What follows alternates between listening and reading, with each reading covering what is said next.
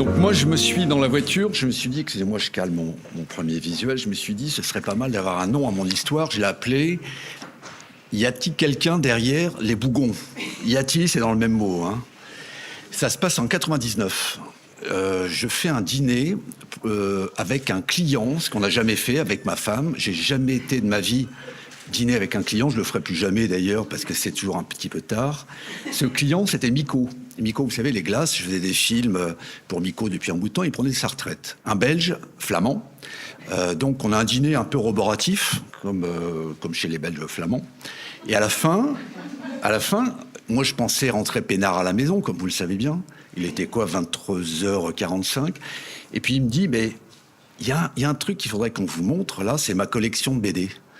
Il ouvre une pièce qui faisait 40 mètres carrés, mais des BD, j'en ai jamais autant vu de ma vie. Mais un truc de ma boule. Il y en avait partout. On a passé 1 heure. On a eu la chance de ne pas avoir la séance diapo après. Et il me dit, et le type était mais passionné, un Belge BD, mais passionné à un point. Et pour vous dire, 2 fois, Hergé était venu dîner chez lui. Tout ce que je vous dis est vrai. Hergé chez lui. Donc c'était un nom de la BD. Ça va, David, tu entends là ce que je vois derrière le... Ouais. Et il me dit, mais j'ai un regret dans la vie, un vrai truc, c'est que j'ai pas de planche originale de Gottlieb, Marcel Gottlieb, que vous connaissez tous probablement. Ah non, vous connaissez pas? Voilà, rue Bric-à-Brac. Et il avait des planches de tout le monde, sauf Marcel Gottlieb. Fin de l'histoire, on arrive à revenir à 23h30 à la maison, donc tout va bien. 15 jours plus tard, je suis avec mon Héloïse, qui est là, qui avait, en 99, qui avait 6 ans. Station-service au PEC, à côté du Vésiné. Je fais le plein d'essence. Et tout d'un coup, je vois un truc de dingue. Je dis à Héloïse, regarde, le monsieur qui est là-bas, qui va partir avec sa Twingo verte, c'est Marcel Gottlieb. Truc de dingue. Et je le vois partir. Je dis, merde, Gottlieb.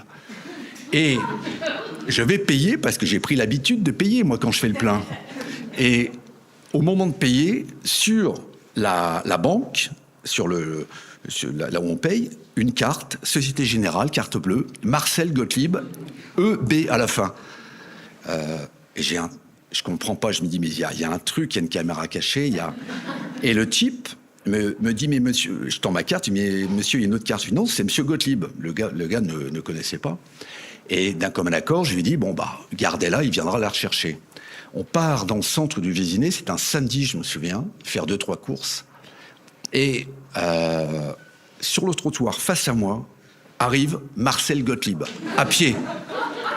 Et là, je me suis dit, il faut que j'ai une conversation courageuse avec Gottlieb, parce que si peu de gens voient la tronche qu'a Gottlieb, mais Gottlieb, c'est un vrai bougon. Et c'est pour ça que je lui ai apporté une photo. Gottlieb, c'est ça. Et encore là, il est souriant. Vous le voyez là? Marche devant moi un type qui a 75 ans, qui regarde droit devant lui, qui ne veut pas être emmerdé.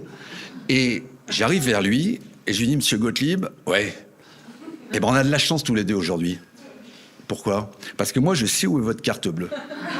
Et alors le type me dit, non, de quoi vous me parlez? Il sort son portefeuille. Évidemment, il n'a plus de carte. Mais elle est où ma carte? Eh bien, elle est à la station-service, route du PEC. Mais comment vous le savez? Ah parce que je lui explique le truc. Ah oui, bon, ok, il dit à peine merci. Mais au fait, pourquoi vous avez dit qu'on a de la chance tous les deux?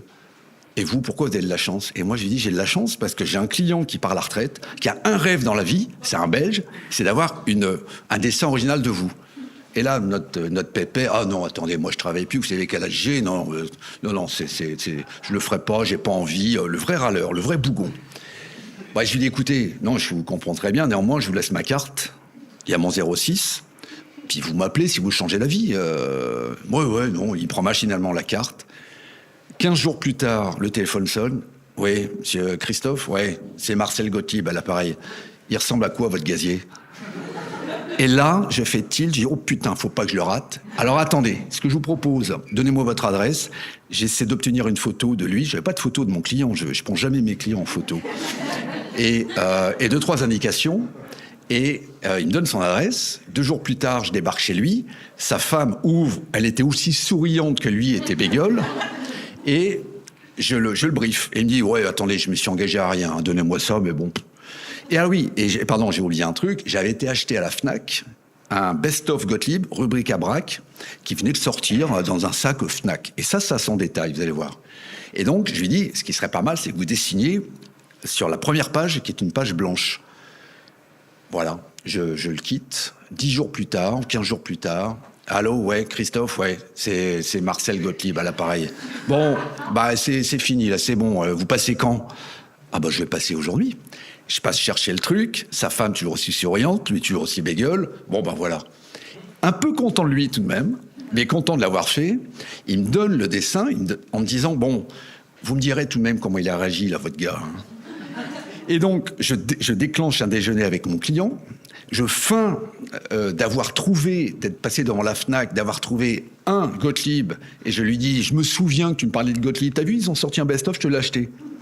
Je lui dis, j'avais pas fait de paquet cadeau, évidemment, parce qu'il faut penser à tout. Donc, il enlève du sac Fnac le truc, le best-of, il ouvre, et là, un vrai moment d'émotion, je vous assure, ça a duré 25 secondes. C'est long, 25 secondes sans parler. Et il comprenait pas, parce que sur la première de page, de coup, il y avait ça. Alors, je sais pas si vous lisez, parce qu'il n'y a pas...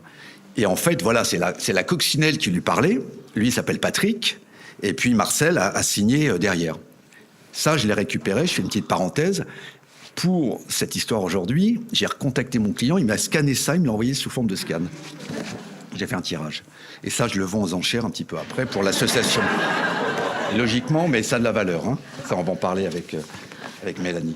Et alors, donc mon client hyper ému, véritablement ému, comme ça, on a peu l'occasion dans la vie de croiser ce genre d'émotion.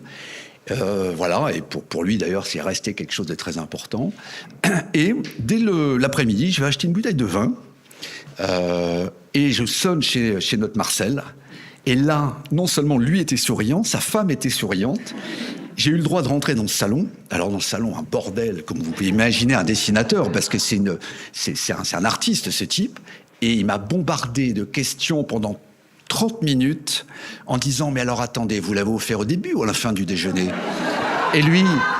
Et lui, alors, quelles étaient ses réactions? Et qu'est-ce qu'il a dit? Et il l'a pris tout de suite. Il l'a vu? Non, c'est vous qui avez dit. Non, il l'a pas vu.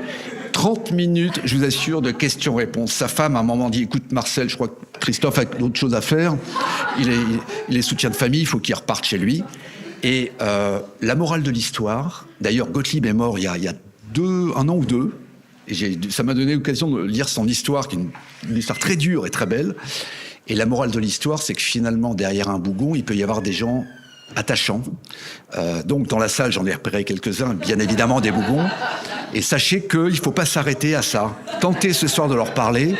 Il peut y avoir un petit peu de valeur. Pas tout le monde, j'en vois un sur ma droite, là, évidemment. Voilà, c'était mon histoire.